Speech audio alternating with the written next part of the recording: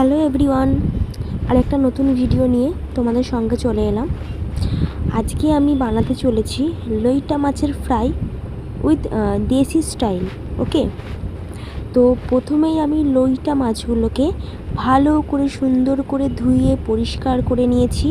তারপর মোটা মোটা মাছগুলোকে, যেই পিসগুলো মোটা মোটা ছিল সেইগুলো কেটে নিয়ে মধ্যিখান থেকে ফিলে আকারে এক পিসগুলোকে দু পিস করে নিয়েছি। তোমরা দেখে বুঝতেই পারছো, নাহলে ফ্রাইগুলো ভালো হবে না।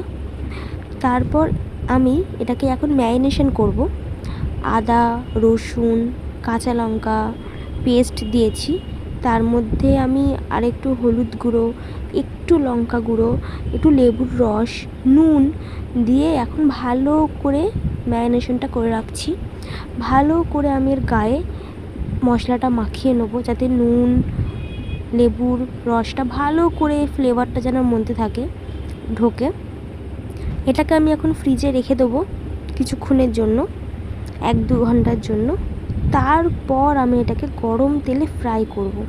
কি করে ফ্রাইটা করি আমি সেটাই তোমাদেরকে আমি দেখাবো।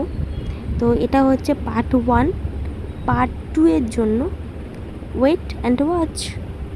Still tata.